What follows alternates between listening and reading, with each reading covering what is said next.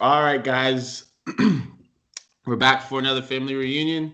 We've got another interesting guest of characters. We've brought two of our former guests back this week. Um, I didn't go ahead and introduce yourself or reintroduce yourself to the world. Hey everyone, my name is Idin. I'm a lifelong Arsenal fan, long suffering but long loving, and I'm honored to be back in with the family. Gabe, I think maybe your third or fourth time on the pod. It is, yep. Honored to be back as well. Lifelong Man U fan, big soccer fan in general. Excited to get it.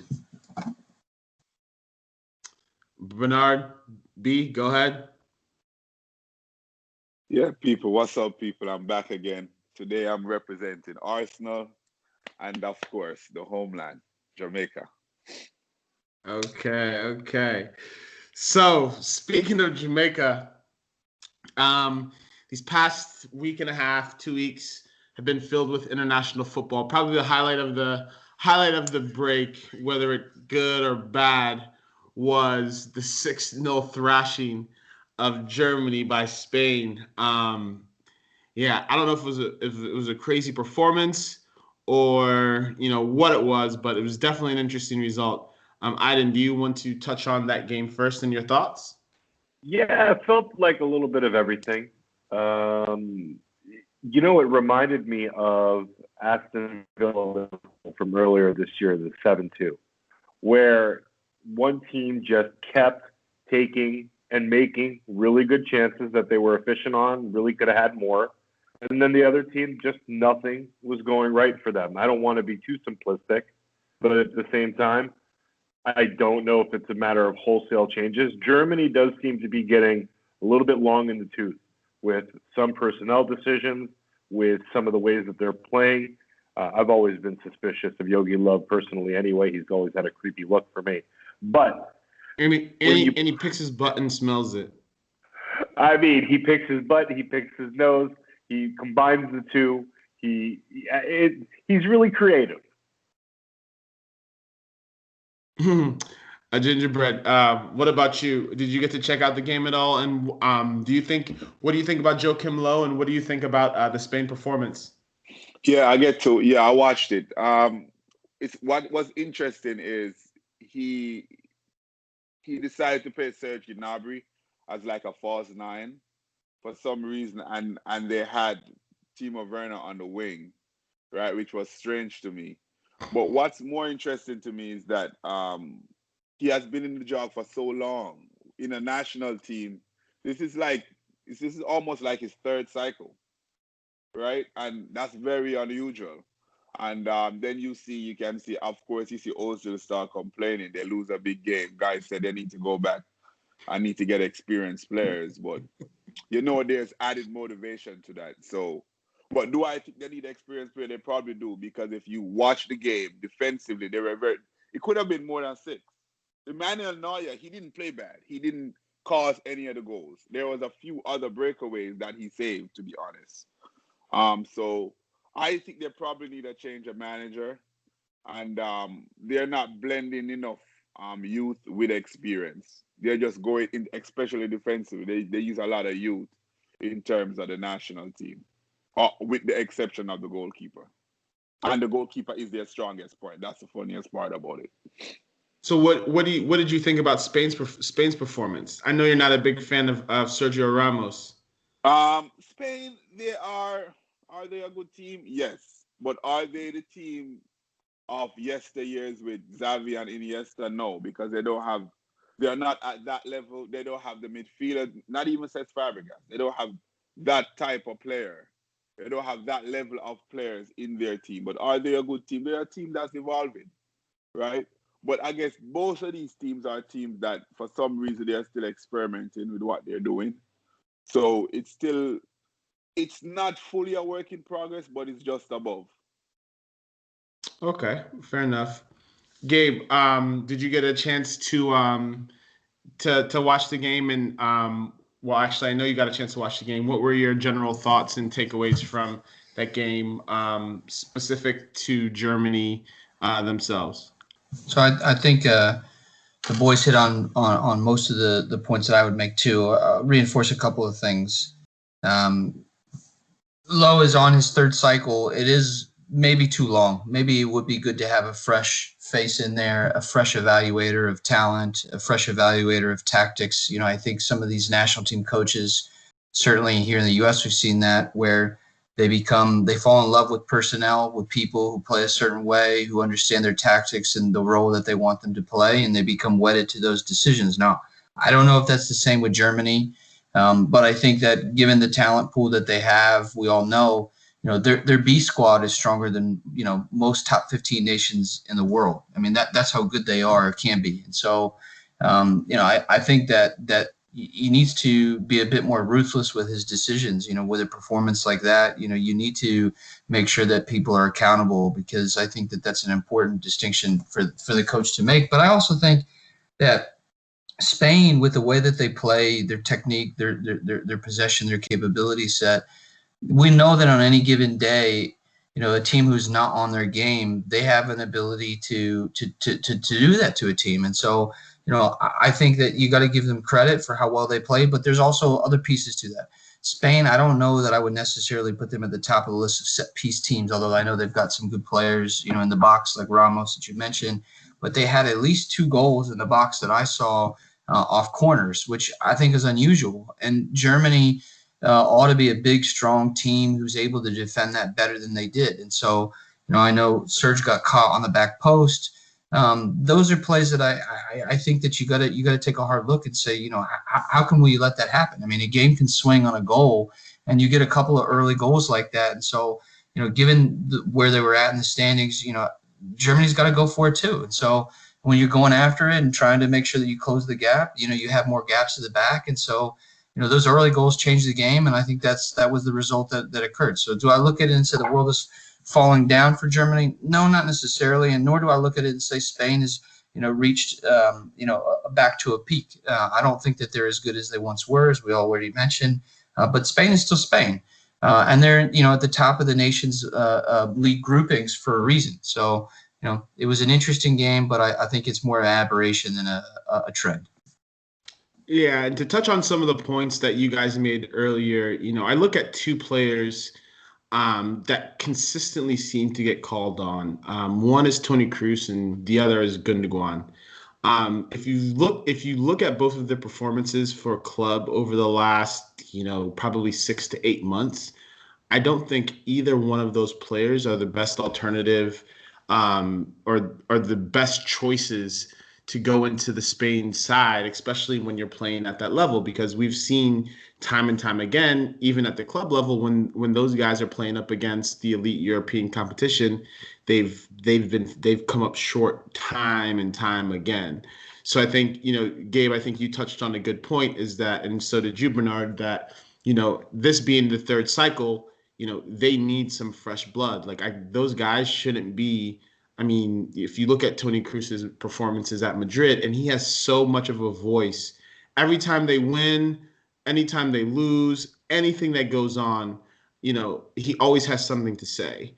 And I think he himself is a galvanizing player within the squad, because he has beefs with guys like Sané and some of the other younger players that, are now the face of German football. So, I think if you look at guys like Kroos, I think it's time for him to go. If you look at a guy like Gundogan, I think his legs are gone. He's past it. But like you said, the talent pool there with guys like Gretzka, Havertz, Timo Werner, Leroy Sané, Gnabry, they're loaded. So it's, like you said, I think it was more of a performance thing, but if they continue to persist with these same group of players under Lowe, I don't see how they progress, and I kind of fear for them going into the Euros, because there's a lot of sleepers that are coming into this next European cycle. This one additional year has put a lot of teams in a different spot going into this next tournament. I'd be very, very curious to see that if they don't have the legs, we may see more performances like this. Ian, you had something to add? Or Idin, you had something to add?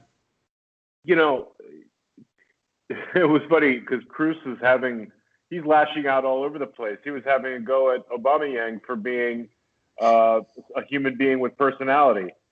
So I think he's just got a lot to say about a lot of things. That might be a sign of someone who's been around for a while. That's a very good point. Another set of international games that we all watched and got a chance to view. First was the U.S. draw versus Wales, and then it was the U.S. smashing of Panama 6-2. So, Gabe, let's start with you. What was your takeaway from the U.S. performances over the international break without their golden boy Christian Pulisic? The first response was wow. I mean, it was a surprise for me, and most importantly, please, Yunus Musa, please, we need this man. I mean, I was blown away by his skill set, his talent, his age, his body. I mean, it was just really, really impressive. And for all of us who would rather not see Michael Bradley play another minute in the U.S. men's national team jersey, please, we need somebody there. But in all seriousness, the personnel that they put out there was a U.S. team I've never seen, a style of play I've never seen. The idea that we have midfielders who can actually drive the ball down the field, who can make players, miss and create chances with that skill is just not something that we've really been able to see on the team. And the fact is they had maybe 2-3 players in the center of the park who had that capability set, and we've just never had that before. And so I think you see that the game opens up tremendously when you've got that level of talent. Seeing Tyler Adams playing in the hole like he was, I think is a really great opportunity for them.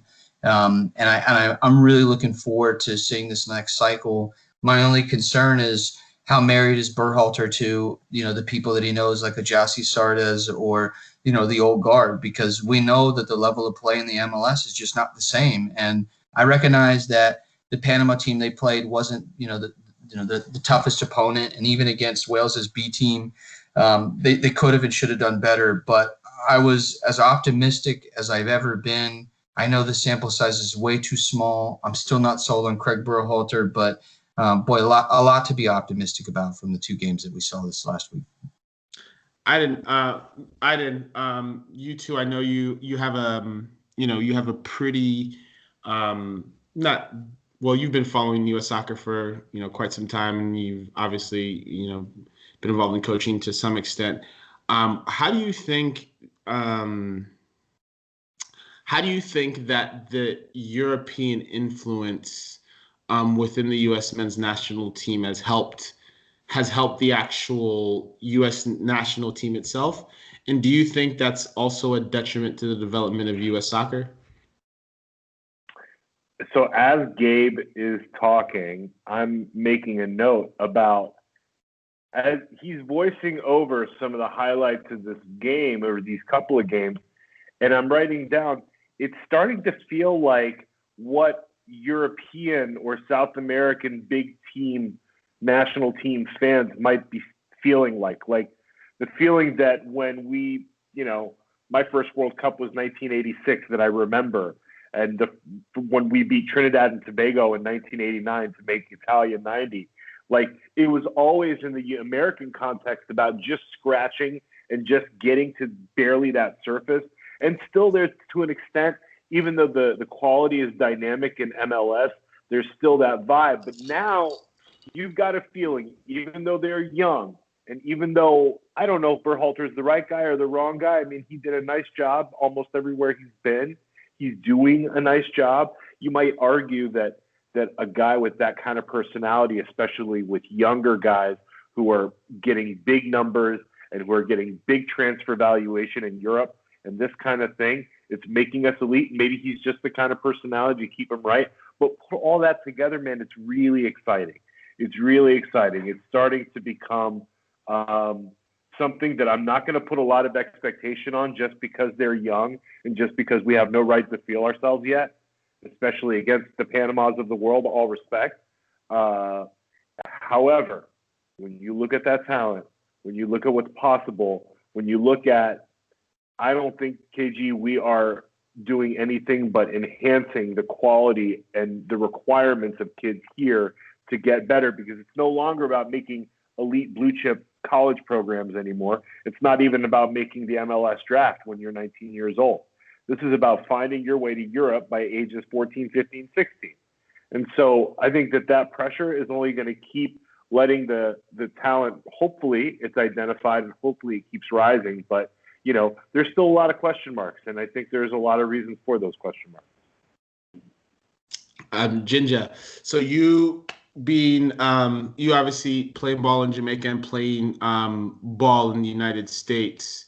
What do you think is the main difference between a country like the United States, in the sense that, you know, they've they've been able to hold on to a lot of their talent and, you know, have them play for the national team, and a lot of the Jamaican-born players or Jamaican players with Jamaican roots, you know, tend to play abroad in their foreign countries. And can you draw any parallels between, you know, what might be the detriment, like long term, of these players going overseas and, you know, maybe nationalizing with their foreign countries?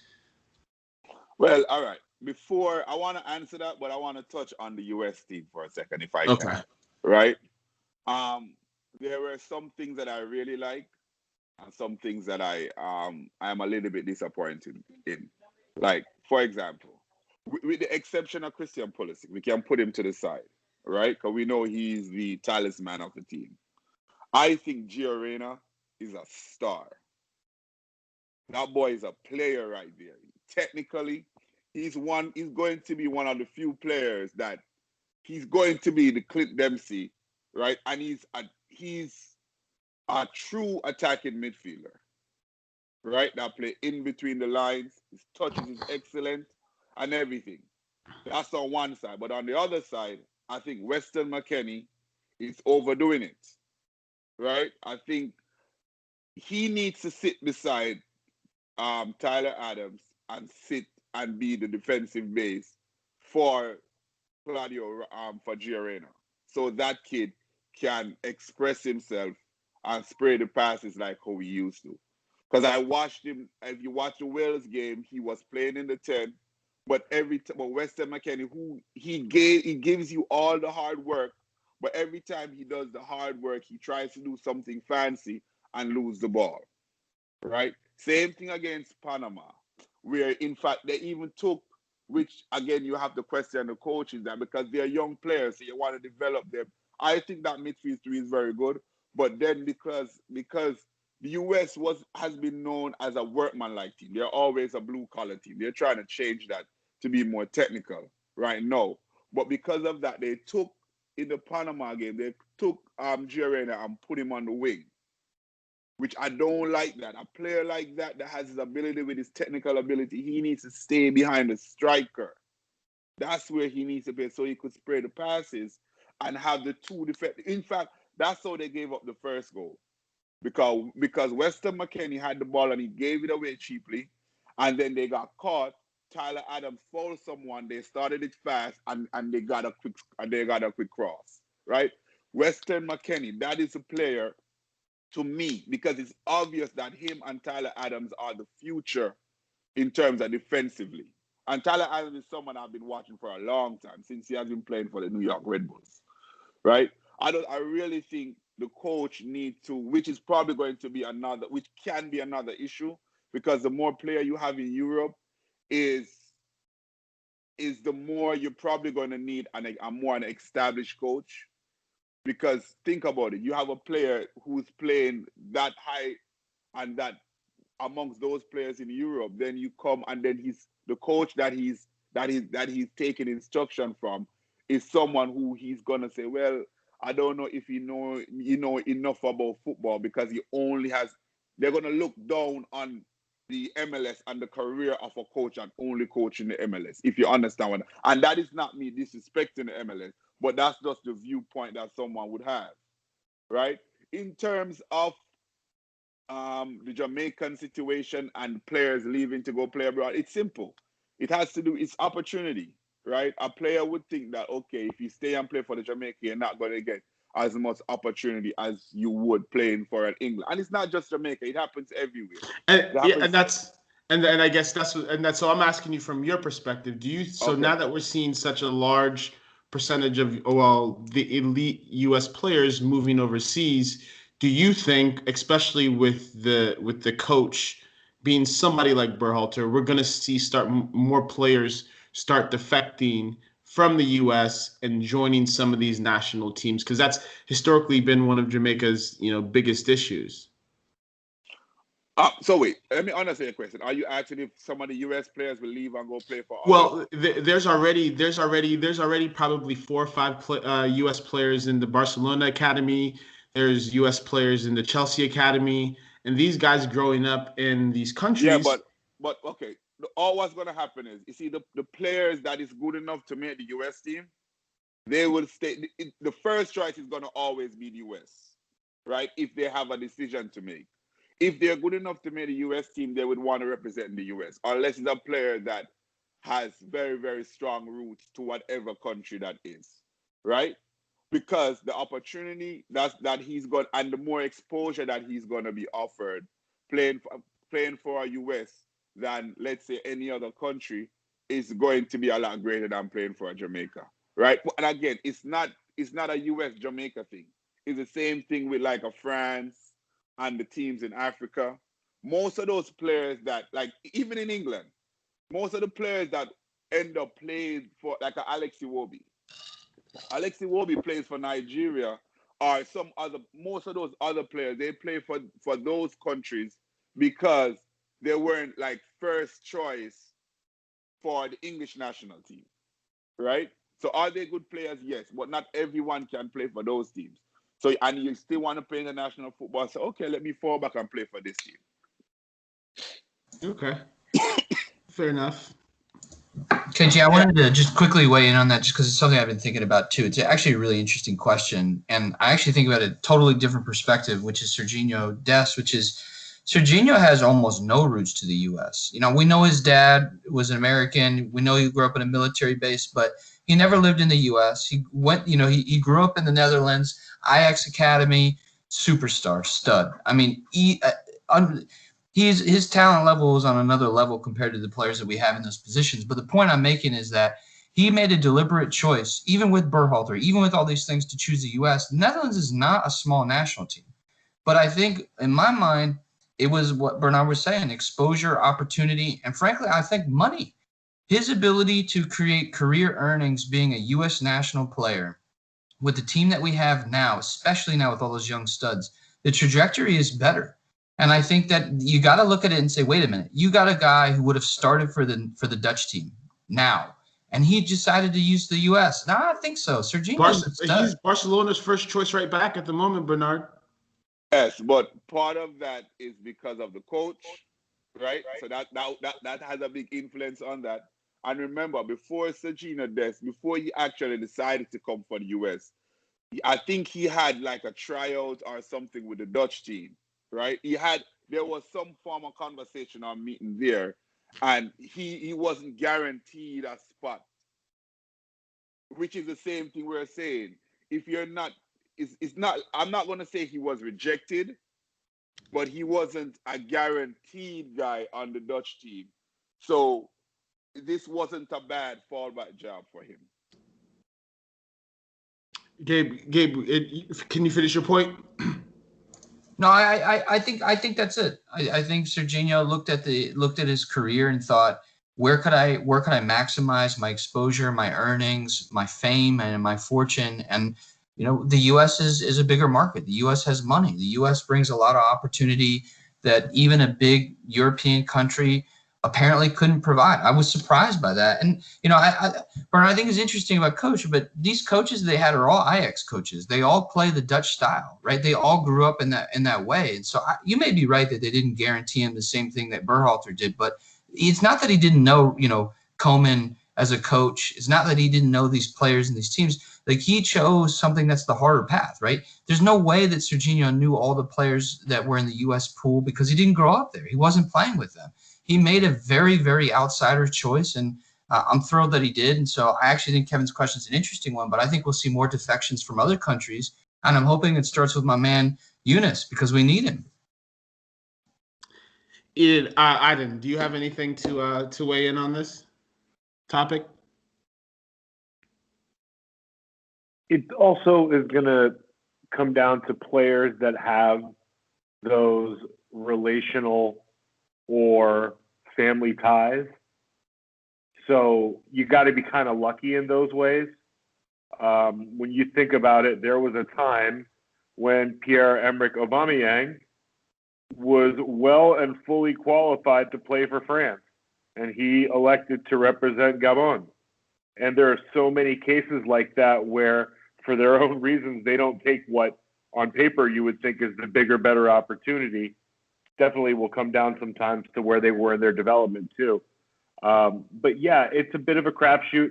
And it goes back to what Bernard was saying at first. Where's the opportunity? Does time and space all come together for you at the time that the opportunity does? And there you go. Okay. Yeah, and I guess for me, to weigh in more on the point that Bernard made about Berhalter's, one of the Berhalters, the other one is stepping down at the end of the year. Thank God. So my basic opinion is one Berhalter down, another one to go, and the sooner that they're both gone, the better it'll be for all of us. Who you think should be the coach? Yeah, that is and it's one of those things, right? Because even when you watch like the interactions between some of the with even Christian Pulisic and some of the Chelsea players and Weston McKennie and some of the Juve players, a lot of these European superstars love American culture, right? So I think part of the roadblock that you face in terms of picking a coach is that they have to understand the actual culture within the squad, because these guys aren't, regardless of if they grew up overseas or if they've been over there since they're 14, they're still American, right? And so a large percentage of the staff and the supporting staff are American. So you have to have a leader of that organization, because essentially the coach is going to be the head of U.S. soccer pretty much. And having somebody and I think that was one of Klinsmann's pitfalls, is that although he understood American culture, he didn't really understand how to navigate the waters effectively enough to be able to keep his job. And I think that's part of what it's going to take for the next coach. So, I mean, it has to be a huge personality, right? Somebody who can, somebody in the mold of like a Jose Mourinho. I wouldn't choose him as the U.S. manager, but somebody who is very front and center, can kind of take a lot, can navigate the choppy waters of the U.S. Soccer Federation's political system, and can kind of keep their eye on the prize, because again, it's not an easy job. The U.S. isn't very highly regarded per se, but it's still a huge job. The funding is huge. Your player pool is huge. There's always going to be internal pressure to continue to pick MLS players. So it's a big job, man. And it takes a lot, and you have to have a lot of internal knowledge to be able to navigate that political sphere within the U.S. Soccer Federation. Idin, you had something to add? So a question and then some comments, and interrupt any time with the answer to the question. Who is undisputably the best international coach currently in the game? And whoever that is, you try to hire them. That would be my take on one hand. On the other hand, the cultural thing is a really, really good point. There's something about Jurgen Klopp that tells me that in terms of having the personal fluency to be able to deal with the humans around the soccer federation and around maybe some of the other centers of influence, he might have that. But on the other hand, he maybe hasn't had to play a lot of politics more recently because of the success, and he has a longer leash. Who knows? That's just me pulling that out of the air. There was a good point earlier. Because, at least personally, I don't believe the expectations are so high for U.S. soccer, even at the highest level, that the reason to want to do well really comes down to the ego of the players. And that means you need to find a coach or a manager who's going to match that level, to your point, who's going to show that, listen, there is no player here who played at a higher level than I did or managed at a higher level than I delivered success. And that is a large question because there's the big cultural piece. I do think that there's that in the U.S. national team context might be a little bit diluted compared to European players on the continent or in England. But yeah, someone like Jurgen Klopp, someone with that kind of charisma, that kind of personal dexterity across different human types. That's I think the beginning of the type of personality profile you'd want. B, you had something? I think Bob Bradley fits the bill. I don't know. He was a coach before, right? Yeah. Mm-hmm. But in terms of he understands the culture. He wasn't a bad US. I think he's the best. He's in the conversation to be the best US coach. No, Jesse Marsh. Bob Bradley's a cop. No. But I think Bob Bradley's a better coach than Jesse. Yeah, he came in my mind too. But I think Bob Bradley is a better coach than him. Because Jesse Morris is not doing this that well right now in Germany. No. He's at Salzburg. He's the Salzburg coach. He's and they're lighting people up in the Champions League. They may concede, but they're scoring 4s and 5s against everybody. Yeah, but I don't know. I think I'm a fan of Bob Bradley. I think he has experience of coaching national teams. Because I think he coached Egypt at one point, right? Mm-hmm. Yeah, and I think he understands the culture, and his name is big enough with enough experience, to keep the attention of the European players. Because let's be honest, those 3 to 4 European players, the team is going to go as far as those guys go because that's where the talent is, right now. And I also think US is lacking a number 9. I think that's their weakest area right there. What's his name? I still think what's his name is the best striker available. And he wasn't even good enough. Josie Altidore. Yes, sadly, I still think so. He wasn't good enough, but I still think he's the best striker available. So that is an area which I think that they need to do some research on. Gabe, what about yourself? What are your thoughts on or do you think Berhalter's doing a good enough job at the moment? So I think the jury's a little out. I mean, we got to remember they hadn't played a game in 10 months, right? They hadn't played a game in 10 months. And the players they played, so many of them were not even 18, 17, 19, 20 years old, right? So where were those players 10 months ago, right? And so I think he needs a cycle. I think you got to give him an opportunity to show what he can do. I know Bruce Arena is not the answer, and I think I didn't ask the best question. He said, "Who's the best international coach, manager?" And I can't really think of anybody. And when I think about who you would want, they're all club managers, and club team is different. It's not the same. I think about like Belgium. Belgium is ranked #1 in the world, whether they should be or not. You got Roberto Martinez. Now you're telling me Roberto Martinez won something? What did he win? Nothing in the Premier League. He was coaching Everton. I mean, come on, right? So I think, and look, I like Roberto Martinez, and I think he's got a much better personality. You talk about culture a lot, all those things. He fits the bill, but I think we got to be a bit more realistic. Like, there's not a bunch of superstar international coaches that are out there that you would say, like, immediately day one, for a fact he's going to be better than Craig. So I think give him an opportunity. And I think the other part is that, and I mentioned this earlier, a big part of it for me is, we're a big country. We got a lot of players, a lot of international, a lot of youth, a lot of experience. Who's the coach who can meld it all together? Because that's what's going to take, right? It's not necessarily about tactics, although obviously we want to show progression in there. And I think we're starting to do that because we have the personnel to do it. But I think it's a really tough question. I don't think this is a slam dunk answer. I really don't think there's that I could be persuaded that, yes, there's this one person that we have to get and got to get him now. There's a weird vibe where I don't know if there's just the 2020 or entertainment mirroring reality.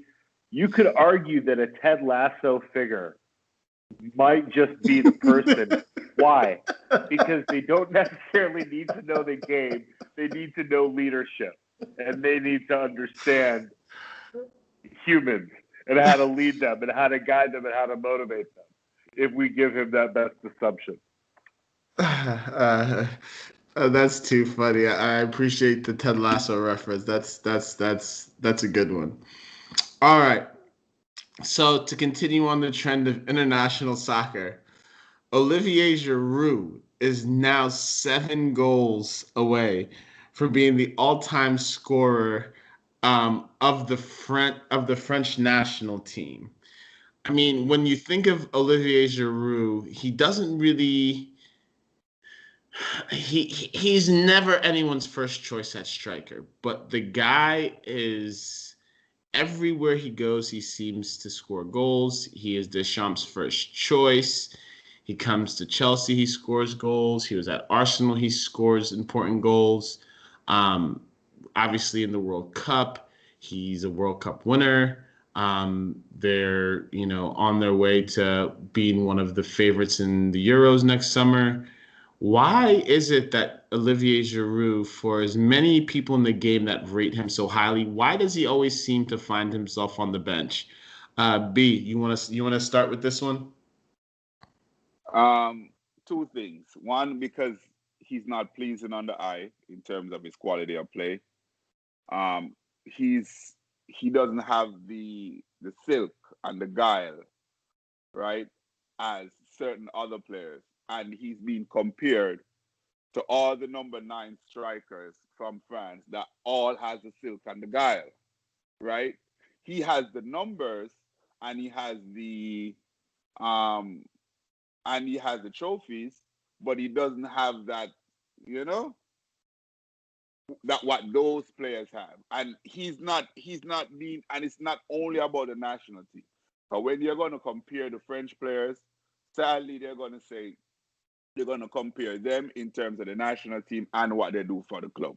And if you think off the top of your head, you could make a list of players. You're like, this player probably don't perform as well as Giroud did for the national team, but who's a better player? You have Thierry Henry. You have Nicolas Anelka, right? You have Benzema, David Trezeguet. All of those. That's us 4. And then you still have the Mbappes of the world, right? I guarantee you there are other players. We're not even mention like an off player like a Cantona, right? And then you have you understand what I'm saying? Yeah. If you look on the style of the way how he plays compared to them, even Trezeguet, who is similar to him in terms of the way how they play, but Trezeguet has a lot more He has a lot more touch, and he has done so well for club. People, people would give those guys the edge over him. So I think that's part of the reason why he's underappreciated. Okay. And you being a long suffering Arsenal supporter, obviously you spent a lot of time watching Olivier Giroud, and I mean you guys let him go for nothing, and shortly thereafter he's winning World Cups and carrying Chelsea to top four finishes. Why do you think he was so underappreciated, or is so underappreciated as an Arsenal former player? Yeah, I mean, I think Arsenal lost him first of all, for nothing, because the club has been really questionably led, to be very frank about it, from the highest levels for a while. And especially at that point in time where from a management front of the first team, things were very much in transition. And he unfortunately was a player who I think had done himself a lot of favors with his performance. That's the thing about Olivier Giroud is, Gabe said it, he's not a right joystick player, okay? He's not a right trigger player either.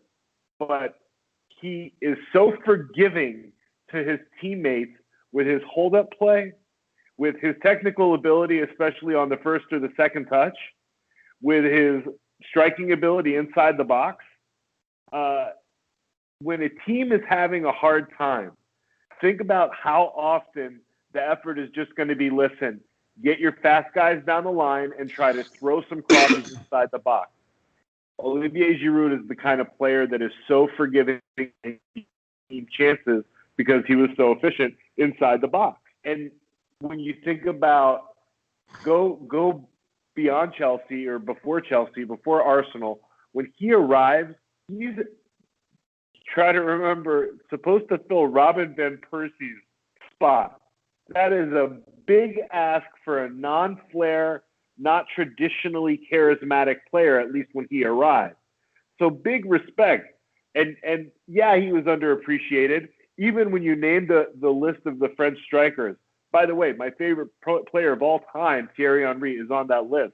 I think Giroud, when you look purely as a servant to not only his national team, but also any club team he's playing for, this is possibly one of the more high-value guys at the end of the day. If you go with the data, and then if you go with the intangibles, this dude is kind of a killer. I love the question because it's the exact kind of player you would point at young people and say, you want to play like that.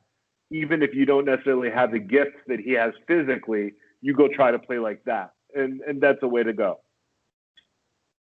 Gabe, what's your take on Olivier Giroud? I think the boys hit on most of the important ones, but I think that as it relates to the French national team, we can't lose sight of the context of the politics and the drama and the cloud that's carried that team over the last decade or so. And Bernard mentioned Benzema. I mean, Benzema is one of the greatest strikers of his generation. If it wasn't for some really shady and terrible things that apparently he did to a teammate with regards to blackmail, he probably would still be playing for them. I mean, Benzema fits all the descriptors of the flair and even playmaking and hold up, and so I think that given that he hasn't been in the team and he's been iced out of the team, everybody looks to that and says, well, Giroud is good, but he's not Benzema. They're different players, and I think it's unfair to Giroud. But I think that's a key part of the context. I think we all know, apart from the World Cup, the French national team, like when Patrice Evra was the captain and they crashed out of the World Cup, they've had some significant controversies. I'm pretty sure Giroud was on that team or would have been in the mix around those times. And so I think the French national team is one of the highest pressure cooker national teams that is out there because their talent pool is so great. That everybody is always saying, yeah, he's good, but so-and-so is better, which is not to take away from what Olivier has done. Fantastic servant to the game. Like Idin said, amazing, stats that carry along with it. The only other thing I would say about Giroud, and it's not a knock on his game, it's just a function of how he plays and the role he facilitates. He's not really much of a playmaker. He's great hold up, but he's not the guy that's going to break a team down. He's not Cantona. He's not some of these other guys that are on that list. I mean, even Benzema. Benzema has got significant playmaking skill to go along with, clinical finishing and speed, and among other things. Giroud happens to be world class at what he does and effective at it. And so credit to him for making the most of his abilities and the career that he's had. Big fan of what he's done. Strange what Arsenal did to let him go for free to the betterment of Chelsea. But, that's the way it works sometimes.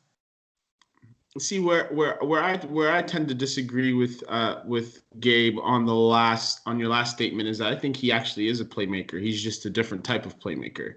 If you listen to all of the top class, I wouldn't even call them strikers, but we have this new phenomenon of the inverted tens, right? The wingers who love to score goals, who love to play the ball in and make those diagonal runs behind the center back.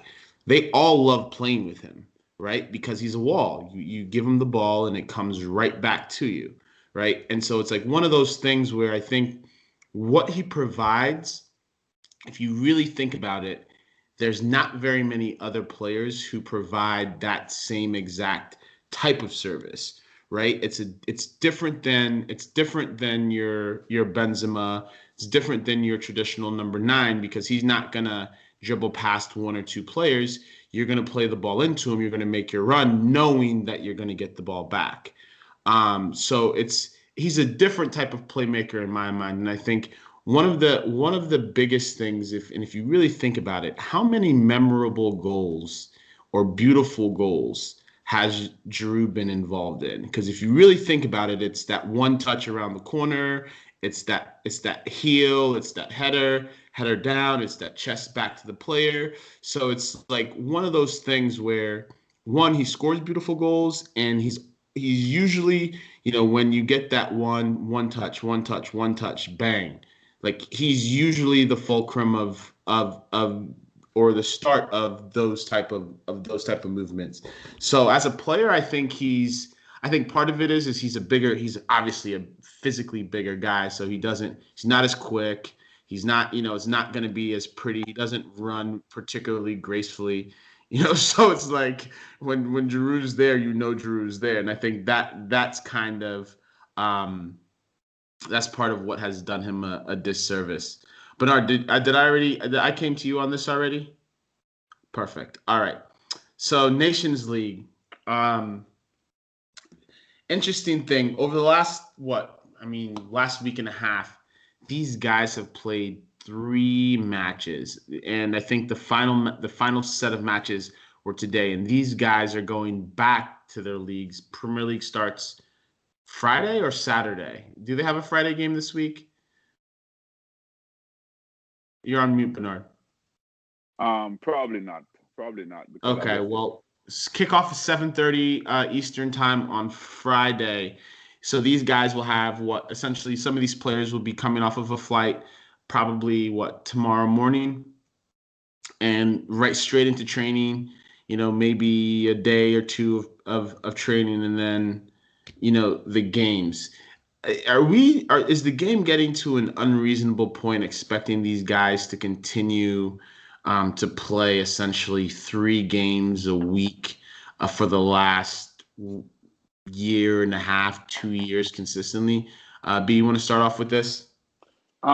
It's just greed and money, man. That's all it is for the most part. It's really just greed and money. This whole tournament, it's like a tournament-ish, is pointless, right? They're just organized friendlies, so you could get more games, so you could have more money. And what they did is, because they lost so many times because of the pandemic, they added an extra game on each international break. So rather than you play 2 games, now you're playing 3.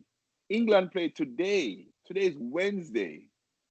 And then there's a game on the weekend. So all of those, some of those players played in all 3 games. This is a joke. And then When players get injured, people come and complain and say it's a club. They should just cancel some of these stuff. Rather than play 3 games, they play 1 game for the international break. You understand? Like, it's some of these things that, again, it's just all greed and money. That's the bottom line of this whole thing. Idin, what's your take on this Nations League? And again, even the U.S. they literally just scheduled another December camp and are they have another friendly against, I think it's Honduras, on the books for December. I can't say it any better than Bernard did with respect to the money and with respect to trying to shim extra games into the frame because of COVID and because of the effect worldwide. I'll look at it operationally. Okay, we are where we are. Muscular injuries have and will continue to be a huge issue. And it's going to affect, Kevin, like you were saying, clubs disproportionately high. So what would you do, or what are some easier things to do if this is your reality? They should have kept the 5-sub rule. They should have kept the breaks to give players every opportunity that they have. Look, the clubs can't change the international scene. They can't change the fact that the power comes in the form of the players wanting to represent their countries. Nothing's ever going to change that. Aubameyang, I talked about him earlier. I don't know if you guys saw the stories or followed any of their tweets or IG. Man, these guys slept on the airport floor in Gambia, I think, when they were playing for Gabon because the federations had some sort of argument with the customs about how often they were going to take their temperature or do a COVID test or whatever. So these guys were literally, the national team was sleeping on the floor of the baggage claim until 5 a.m. So, like, again, this is what clubs, the clubs are the ones that are paying and dealing with it. But again, as a fan, I don't want to see all these muscular injuries, a lot of these contact injuries, because players, by the time they come back, look, if I'm a Chelsea fan right now, dude, and your guys are playing at 7:30 on Saturday morning, like, I don't know exactly which one of your players got sent away for international, but a couple of those guys are probably going to be gassed. And I'm sure you want them in your starting 11, if not the squad. So no, it's not reasonable. It's not fair. And I think it reminds me of other industries where at the highest levels, they know they're not doing the right thing, but they're basically milking it as best as they can until they know the kettle boils over. And I think that generally the international game is doing that. And maybe if that's FIFA, if that's UEFA, however we would parse it out, I think that's the core of it. Okay. Gabe, what are your thoughts on this, on the overplaying of players? So I echo all the same things the guys said, but I have a slightly different perspective about some of this, because we all know it's greed, but it goes both ways too, right? The clubs too have not decided to play less tournaments, play less games. There's still, Carabao Cup, assuming they still call it the FA Cup, Champions League, or other European, championship games, as well as Premier League, assuming you're talking about England, but all the countries operate the same way. And so I asked the question, maybe the teams who care so much about their players and their injury status, and I know that a lot of these teams are playing their B players and the young players in some of these games, but those guys too, like I just read today, Liverpool's backup defender, Rice Williams, he had a muscular injury today playing for the U21s in England, right? What's the reason that he needs to be playing given the injury crisis that Liverpool has? And so, I think it's not just at an international level that there's greed. There's greed everywhere. I mean, that's the world in which we live in, and it will disproportionately hurt some teams, like it appears it's going to do to Liverpool this year. And it's a shame. I feel bad that they're going to miss out on, what was their, golden generation of opportunity, and you never know how long that will last. But I don't think it's fair to blame solely the international. I think the clubs bear a responsibility. And, I think Idin might have made mention of it. I think I might look a little bit differently about it too, in this sense, which is that you've got some players who are maybe more established, who ought to look out for themselves too. Like, why does Cristiano Ronaldo or Messi need to be playing? Now, I get it. Messi's playing in a World Cup qualifier game, so it's a little different. Like, I get it. But at some point, the player has to be their own advocate. And I would give you a corollary. You look at what's happened in the NBA. When some of the big-time players decided that they were going to skip games and sit out and call it rest days or whatever you want to call it, you see a trend. There are a lot of players that do that. Now it's become a problem the other way. And so, I think that there's shared responsibility, but until the players who are the owners of this decision make a stand and become united in it, it becomes a trend. I don't think that this greed is going to go away. You see what's happened in the NBA. The NBA can't squeeze more games in because they know their marquee players and matchups won't happen because they have the ability to opt out. That's a very good point. Yeah, and like I said, I it's weird though because most of the clamoring you never generally hear it from the players themselves, and I think that for me is kind of the dichotomy in this particular sense. It's so difficult to speak up for somebody who has the ability but won't speak up for themselves. Right. So the players do hold all the power in this situation because if they say that they're tired and they don't want to play, they don't. What are we going to do? You can't force them to play. And like Gabe said, if they ever come out and they choose to say this is too much, then it is too much. And I think part of what it is too, it's greed on the players' parts because playing less games means less money in their pockets. So, when you go to the players and you ask them to take a pay cut because they're going to be playing less games, they're going to tell you no. So, if that's what you signed up for and this is the number of games that you have to play to continue to earn X amount of dollars, then hey, like you can't, you know what you signed up for. And, if that's no longer the case, then, you've got to look at yourself. And if you don't want to take a pay cut, then, you don't really have a place to complain. One of the hardest hit teams by this is obviously Liverpool. Liverpool play this weekend. They go away to Leicester. Leicester, oddly enough, one of the teams that probably benefits the most from these international breaks, as most of their players are resting at home. Liverpool are coming back in shambles. Leicester are on good form. Bernard, what are your predictions for the game for the game this weekend, Liverpool versus Leicester? I think the injury is going to be too much for Liverpool. I think Liverpool's going to lose. I would say 2-1 Leicester.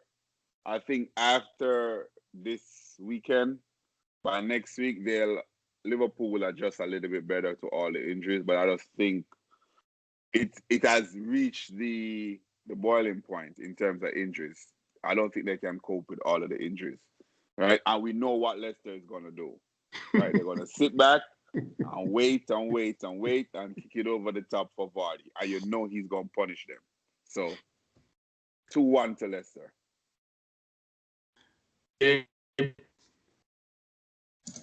I like Bernard's prediction, but I'm actually going to go the other way. I think Liverpool against the odds is going to win because their backs are against the wall. Klopp is a master motivator. They still got talent and depth in the squad. Jota is going to come in with 2 bangers like he's been doing all season. What a steal. Disappointed about that from my own club perspective. But I think there's no way. Liverpool cannot continue to play at the same level with all the injuries. It's going to catch up to them sooner or later. And I think, this might be the most interesting, dynamic, and varied Premier League season that we've had since Leicester won it all because City's not as good as they once were. Liverpool, there's just no way they're going to be able to maintain the strength that they've had given what's going on at the back. And then you've got a bunch of other teams that are, good one week's, not good the other weeks. And then you got Mourinho parking the bus against everybody and winning games. So, it's going to be crazy. I can't wait. I did. Yeah.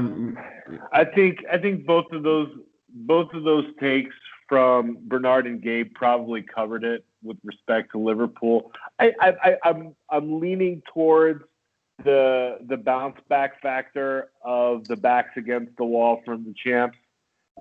They're still who they are. They still have a brilliant midfield, even if Salah is out from COVID for however long he's got to sit out. They've got a lot to offer. And, even the guys on the bench like the Ox, you can bring James Milner in to do a nice job in the holding or on the wing or wherever you want him to play. So I don't know. I would probably tip Liverpool for that game. I think Liverpool are going to struggle. Salah has coronavirus, by the way, so he won't be playing this weekend. Now their entire back line is decimated. Robertson is probably still drunk from qualifying for Euros for the first time in I don't know how long. So I think they're probably going to have a tough go of it. And Vardy is going to have a party. So my choice is 3. My scoreline is 3-0 Leicester. Probably the marquee matchup of the weekend: Jose versus Pep, Spurs versus Man City. Obviously, Spurs flying high right now, second in the table. Man City struggling. This has all the markings of a classic Jose Mourinho game, at least in my opinion. Bernard, I know you're I know you despise Jose Mourinho, but what is your take? What is your take on the game this weekend, and what is your prediction? Despise. I don't know if I want to use that word. I would say he's a horrible human being. Is he a good coach? Yes, but I'm going with Pep and Man City. We know Jose is going to try to keep it tight, right? But he has a little conflict where he has 3 big names. So you have Kane, you have Son, and you have Bale. What is he going to do? Will he let all 3 of them play, or he's going to sit defensive and bring one of them off the bench? But I think Pep and Man City know that they have a striker. Raheem Sterling didn't really play over the weekend, over the international break, because he's probably saving himself. And I think Fernan Torres, that boy, I think he's coming into his own. I think he scored a hat-trick against Germany. So his confidence is probably going to be high. So I'm more going with Man City. Probably a 2 or 3-1. Yeah, 2-1. 2-1 Man City. 2-1 Man City. Idin, to you? I mean, you're the expert on Mourinho tactics and big games, so I don't want to assert what he might do. On paper and player for player, it's still true. Excuse me. It's still true the City are the better team. At the moment, Spurs have that really strange mojo, and I say this as an Arsenal person, and I hate saying it. They have that very strange mojo right now that a lot of teams do at this time when Mourinho joins them. They still don't hate him yet. He still hasn't ground them into flour and breaks bread with their bones yet. So it's still in that phase where they can pull out amazing stuff. We haven't seen a percentage of what Bale is capable of doing in the league. So I think there's a good chance that it could be close, but it could also be a Jose blowout. Gabe, to you. Jose is a master at achieving second place finishes these days, given that he claims that was his masterclass in coaching when he brought United to second place with a subpar team. And so I assume that's what he's aiming for again this year. They're one Kane muscular injury, which is, you can count it on your finger the number of weeks in which it's going to occur because it's bound to happen sooner rather than later. I think the most interesting stats, not necessarily the score line, it's possession stats. I'd be shocked if City doesn't have 80% of the ball come this weekend. We know that they're going to sit, they're going to park. And the reality is that they've got players that can hurt you big time. Son in particular, he'll hurt you. And we know that when City plays against teams like United, who let them have the ball and have speed and the ability to hit you on the counter, anything is possible.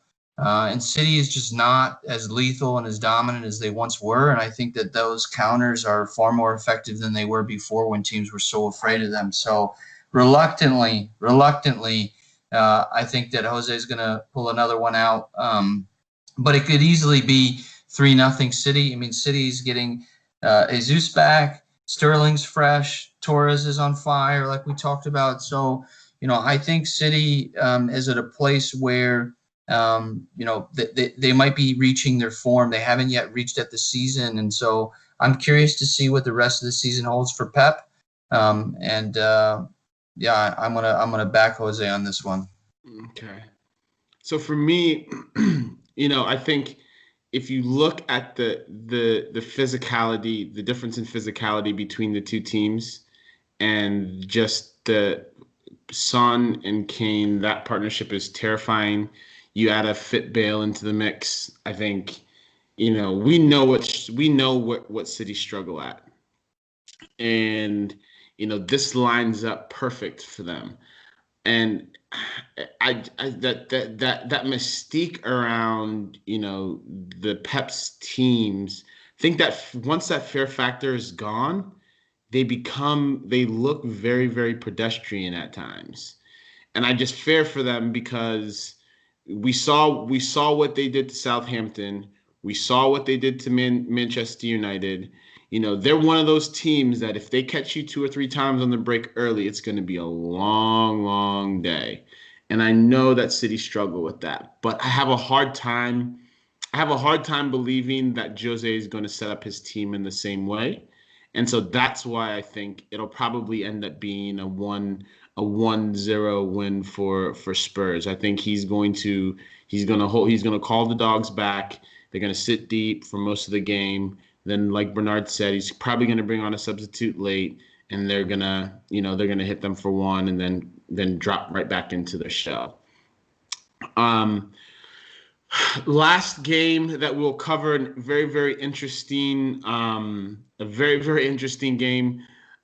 Suarez with Simeone versus Barcelona. Obviously, this game is kind of odd in the sense that Suarez just left Barcelona, was there. They left on kind of bad terms. Bernard, you wanna give your take on this game and a score prediction? Yeah, I think I tell you right now, I think Atletico is gonna win. I go 3-1.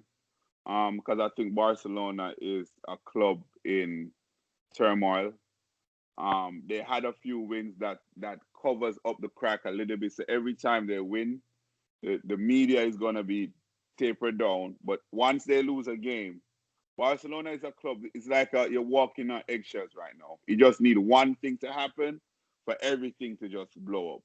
Messi's not fully committed, because you could see it the other day. I'm watching they're showing a video of Messi just walking on while the guy where he's supposed to tackle, and he just walked the whole a good 15, 20 yards, right? While he's supposed to be defending.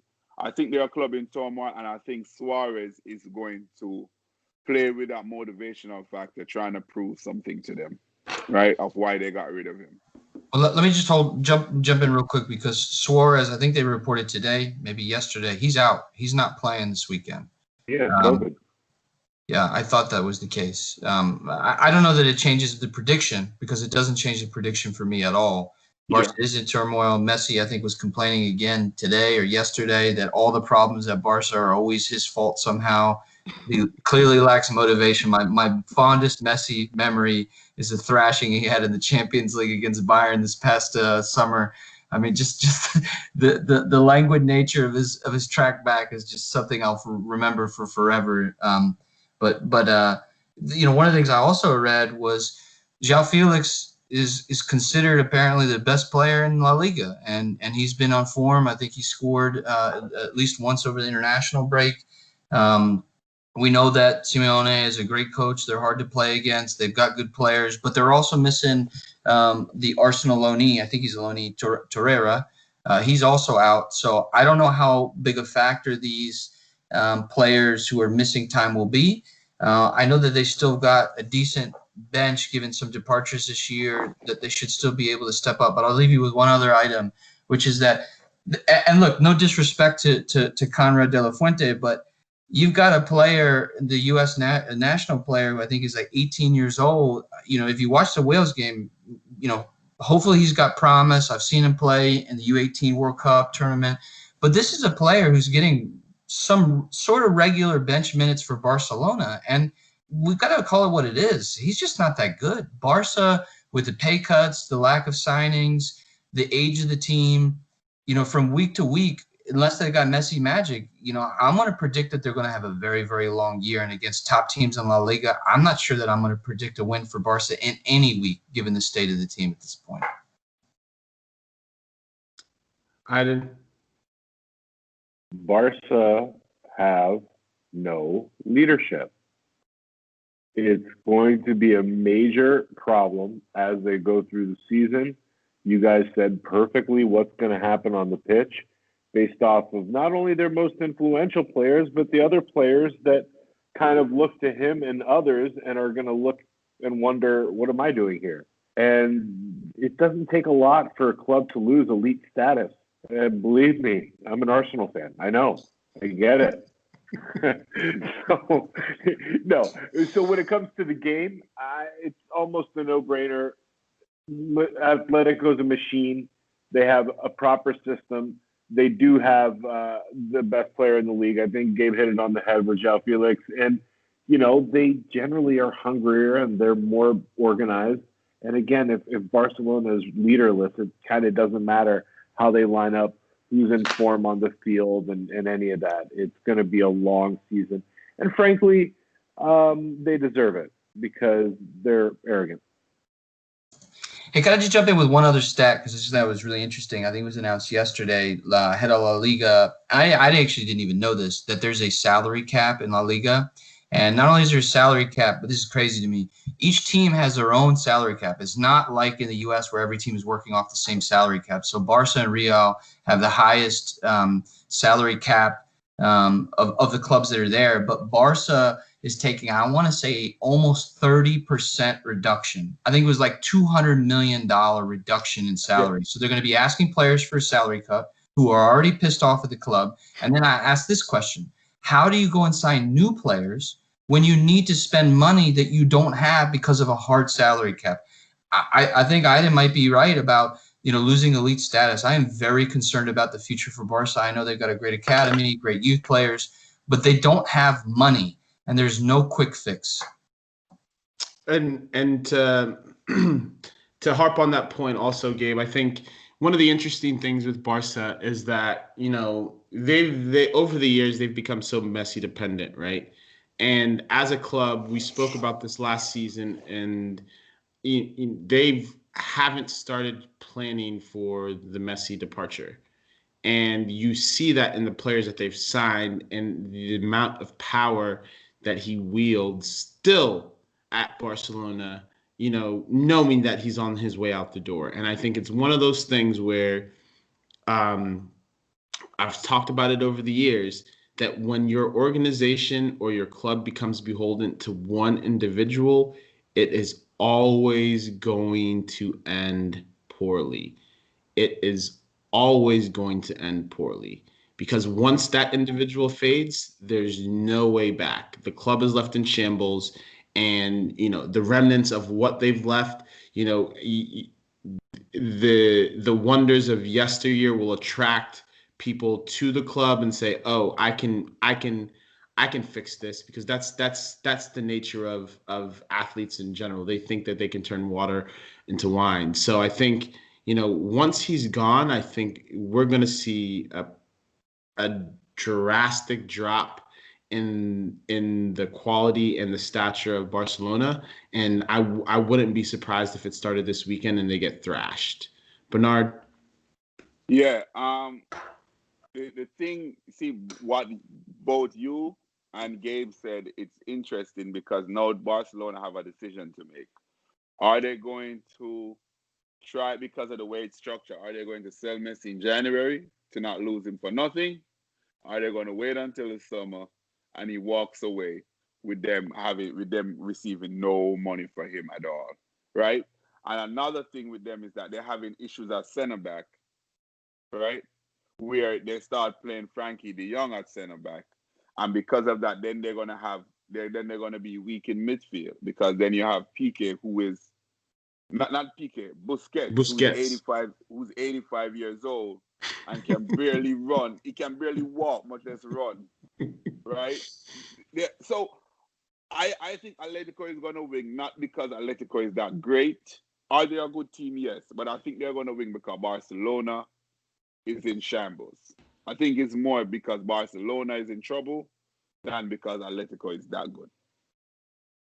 Perfect. Well, again, we've come to the end of another family reunion. Thank you to our two guests for joining us. I know we had some technical difficulties, started a little bit late, but feel free to join us on our Patreon. thesoccerfamily.com is our website, and the Soccer Fam on Instagram as well. Thanks again, and we look forward to meeting you at the next family reunion. See you guys. Boys.